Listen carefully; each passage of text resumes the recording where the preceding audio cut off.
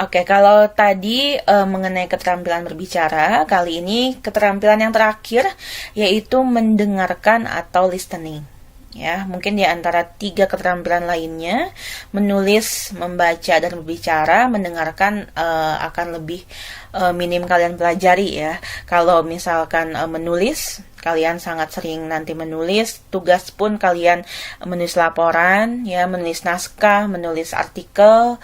Kemudian kalau berbicara, kalian nanti presentasi tugas pun sudah keterampilan berbicara, atau konteksnya nanti membahas mengenai jurnalistik, kalian menjadi reporter kah ya, atau kalian menjadi penyiar, itu juga kemampuan berbicara. Membaca juga sama, kalau kalian menjadi voice over atau penyiar, kalian membaca naskah, ada keterampilan khususnya. Nah, kalau mendengarkan, ini cenderung untuk tidak banyak dipelajari secara praktik gitu ya. Namun yang perlu kita pahami adalah mendengarkan ini adalah yang paling banyak kita lakukan gitu ya di kehidupan sehari-hari dalam proses komunikasi gitu. Karena tadi yang utama adalah komunikasi lisan yang paling sering kita lakukan, sehingga mendengarkan ini pun menjadi hal yang sering kita lakukan. Dimana kita lihat dulu prosesnya atau ruang lingkupnya mendengarkan itu apa. Ya, menurut Tubbs and Moss bahwa mendengarkan melibatkan 4 unsur. Yang mana kalian bisa buka lagi yang waktu kita membahas mengenai sensasi, persepsi ya, memori, berpikir. Nah, ini pemahamannya itu udah sama dengan hal tersebut. Yang jadi utama adalah di sini stimulusnya berupa suara. Ya, rangsangannya berupa suara atau aural stimuli. Sehingga mendengar itu apa sih? Mendengar itu kan proses penerimaan rangsangan pendengaran. Rangsangannya berupa suara yang kita terima dengan alat indera yaitu telinga. Ya, itu adalah mendengar. Namun ada unsur lainnya yang mana inilah yang perlu kita pahami. Karena jadi mendengar itu tidak hanya sebatas selewat lalu, pesannya lewat begitu saja, tapi tidak ada feedback atau efek dari komunikasi tersebut. Ya. Dari mendengar, kita tahu langkah selanjutnya di dalam otak kita yaitu diberikan atensi atau perhatian. Kita fokus kepada rangsangan suara tersebut, lalu kita mengabaikan rangsangan lain. Prinsip wujud dan latar. Ya, jadi ketika mendengarkan, apalagi banyak noise di sekitar kita, kita harus memfokuskan diri atau memberikan perhatian, atensi kepada suara si komunikator yang kita ingin dengarkan. Yang selanjutnya, proses persepsi, pemahaman, interpretasi, pemberian makna.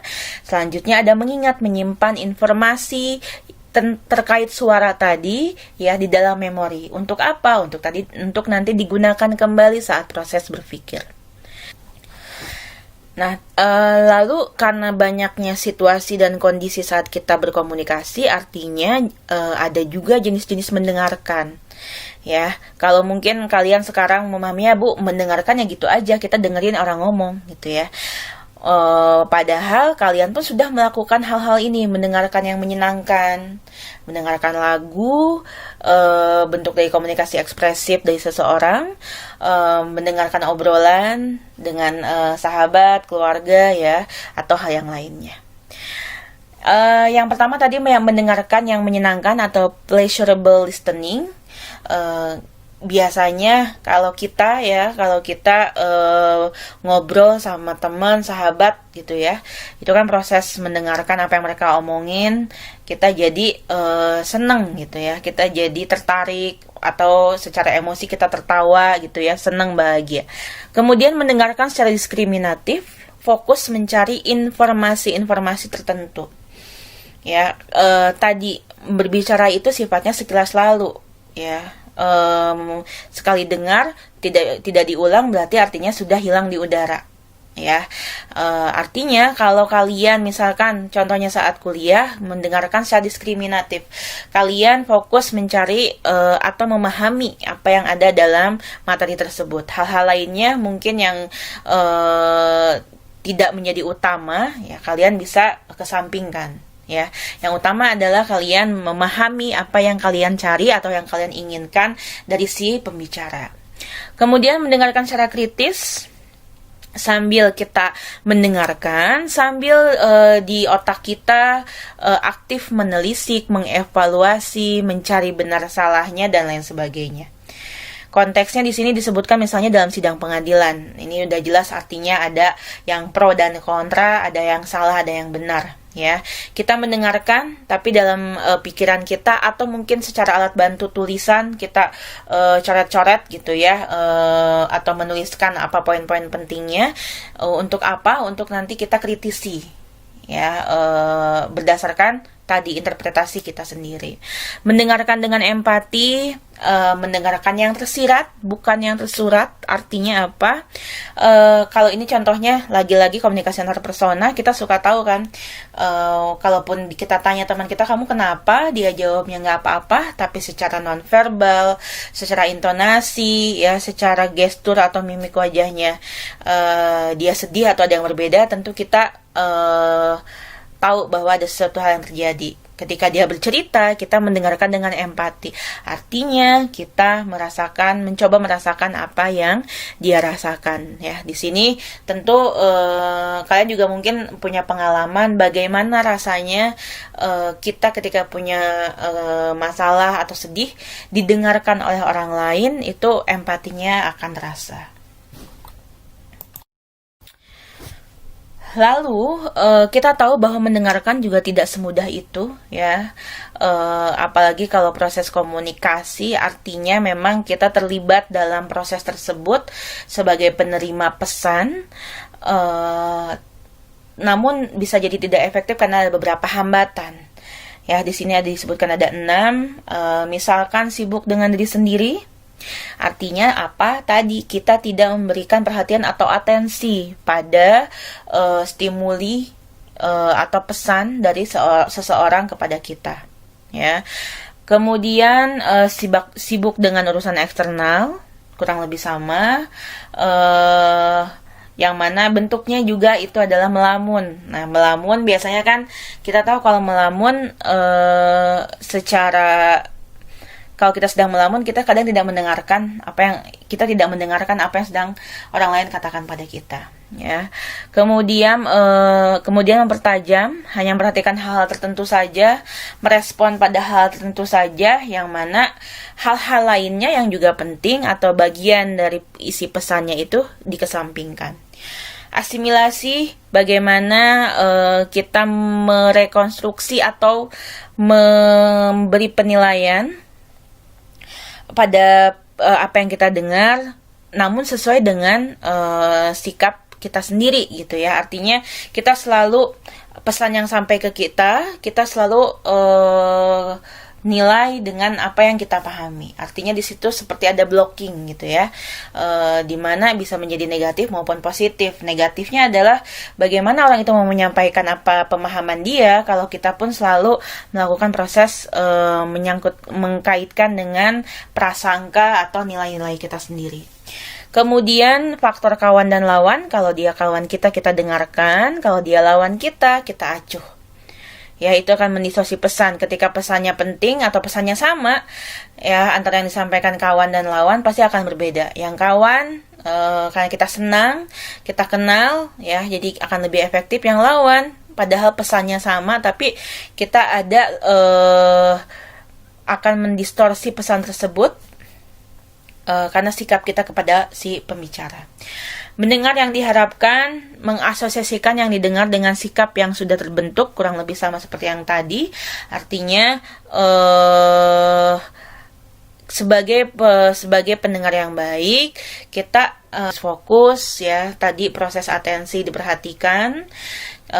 Tidak hanya telinga tapi mata pun kita bisa mainkan. Kalau kita berbicara melihat mata orang tersebut, tentu itu akan menjadi lebih efektif. Kemudian sebisa mungkin kita menerima terlebih dahulu pesan tersebut, ya, baru memfilternya.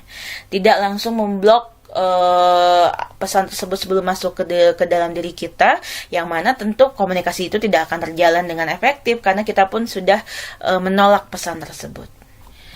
Oke, terakhir, bagaimana mengefektifkan proses mendengarkan menurut De Vito tahun 97. Ini ada 4 unsur setidaknya yang harus kalian pahami. Yang pertama adalah mendengarkan partisipasif dan pasif. Maksudnya adalah kadang kita harus mendengarkan yang dengan partisipatif. Artinya kita memberikan feedback secara aktif, ya, kita terlibat dalam pembicaraan tersebut. Namun ada kalanya juga kita mendengarkan dengan pasif. Artinya kita hanya cukup mendengarkan saja, ya, menerima pesan secara satu arah, ya, itu konteksnya bisa dalam kondisi berbagai macam, ya, jadi disesuaikan. Kalau misalkan bentuknya diskusi, ya, brainstorming, mencari ide atau debat misalkan, ya, tentu kita harus partisipatif. Ya, artinya kita menyampaikan ide-ide dan gagasan kita dan menanggapi ide gagasan orang lain. Kalau mendengarkan pasif seperti tadi contohnya, misalkan saat kita berempati atau kita memang hanya porsinya sebagai audiens, satu arah saja komunikasinya, jadi kita mendengarkan secara pasif. Kemudian mendengarkan secara empatik dan objektif. Kalau secara empatik tadi berkaitan dengan rasa, kita bisa merasakan, bisa menempatkan diri dengan sebagai komunikator, apa yang dirasakan komunikator seperti apa, sehingga akan lebih efektif lagi makna pesannya kita terima. Namun kita pun harus mendengarkan dengan objektif, yaitu melihat kepada materi atau pesan yang disampaikan, ya, tanpa melihat sisi empati atau perasaan emosionalnya, tapi fokus kepada pesannya apa. Selanjutnya mendengarkan tanpa menilai dan mendengarkan secara kritis, ya, kaitannya dengan keterbukaan. Kita sebagai penerima pesan, kita juga kadang tidak perlu menilai gagasan atau pesan dari seseorang. Ya, kita bisa lebih open minded, kita terbuka menerimanya, ya, lalu kita proses di dalam diri kita sendiri. Atau sebaliknya, kalau dalam situasi yang kita perlu untuk mengkritisi, tentu tadi proses mendengarkannya pun kita lebih di dalam otak kita, lebih evaluatif tadi, lebih mencari apakah ini salah atau benar, apa sesuai atau tidak, lalu kita bisa sampaikan feedback berupa hal-hal yang kritis. Yang terakhir, mendengarkan secara dangkal dan secara dalam. Ini berkaitan dengan tingkatan penerimaan makna.